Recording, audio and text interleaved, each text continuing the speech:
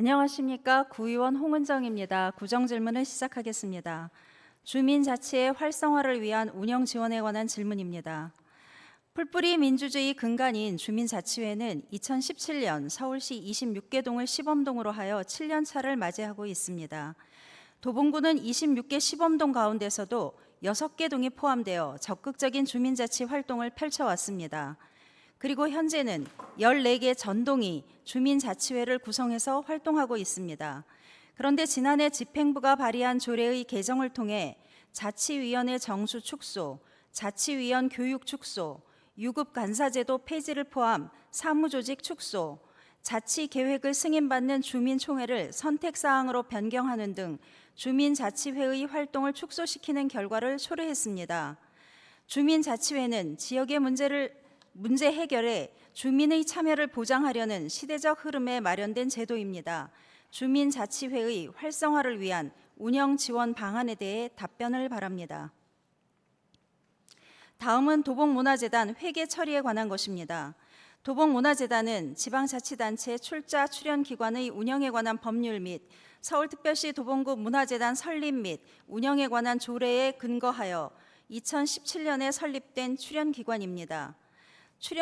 출연금 규모를 보면 2017년 4억 5천으로 시작해서 2018년 54억 5천, 19년에 57억 천, 20년에 73억, 21년에 92억, 22년에 89억 8천, 23년도에 102억, 이렇게 이제는 100억을 훌쩍 넘는 기관이 되었습니다.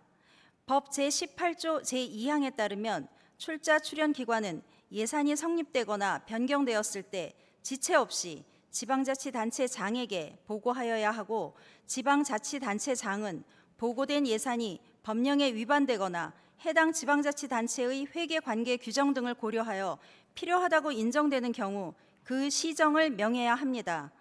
그런데 문화재단은 매 회계년도 세입 세출 결과 발생한 잉여금을 다음 연도 세입 예산에 편성하여 처리하는 예산 편성 기본 원칙을 어기고 다다음 연도의 세입으로 편성해 왔습니다.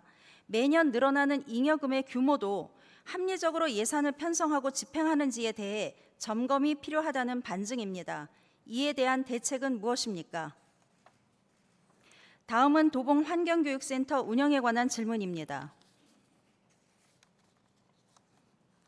도봉환경교육센터는 2003년 도봉구 시루봉로 6길 33인 현재의 자리에 도봉환경교실로 개건했습니다. 그간 우수한 환경교육 프로그램과 환경교육 운영기관으로 수많은 상을 수상하며 도봉의 자랑이 되었습니다.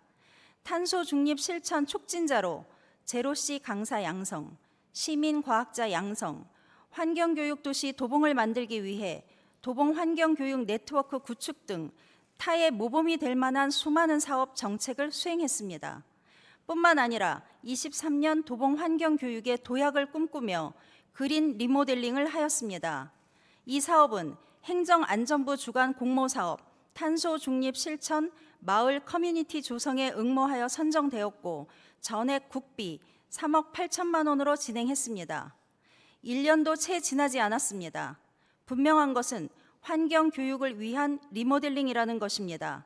도봉구청은 23년 10월 26일자 서울경제를 비롯해 다수의 언론 매체를 통해 도봉환경교육센터의 본관 건물 등을 그린 리모델링을 통해 친환경 교육시설로 재조성했다고 밝혔습니다. 그리고 그 공간은 무엇보다도 행정의 것이 아니라 그곳에서 오랜 시간 활동한 활동가, 도봉환경교육을 받고자 하는 주민의 것입니다. 주민 활동가와 협의 없는 행정의 독단적인 장소 이전 추진은 안 됩니다.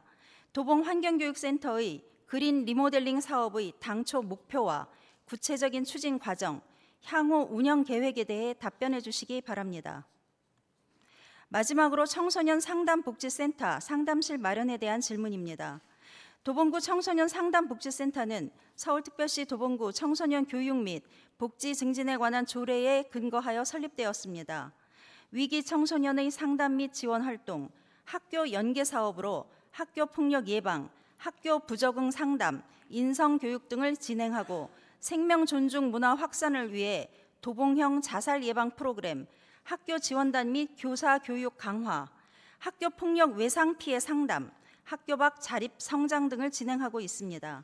23년 운영 성과를 보면 위기 청소년 상담 사업으로 13,789명, 위기 청소년 예방 사업으로 22,953명, 위기 청소년 지원 사업 3,367명, 지역 연계 및 구축 활동으로 105개 기관 등 많은 사업을 진행했습니다.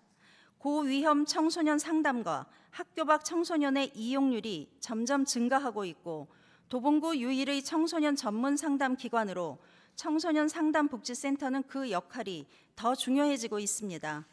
그런데 가장 중요한 상담실 공간 부족의 어려움이 있습니다. 여성가족부 기준인 200평방미터 이상에 못 미치는 143.8평방미터입니다. 청소년 문제는 무엇보다도 상담을 통한 사전 예방이 중요합니다. 상담실의 마련이 시급히 중요한 이유입니다. 특히 청소년 당사자의 접근성이 용이한 상담실이 필요합니다.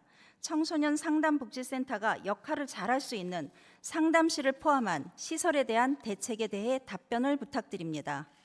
이상으로 구정 질문을 마칩니다. 경청해 주셔서 감사합니다.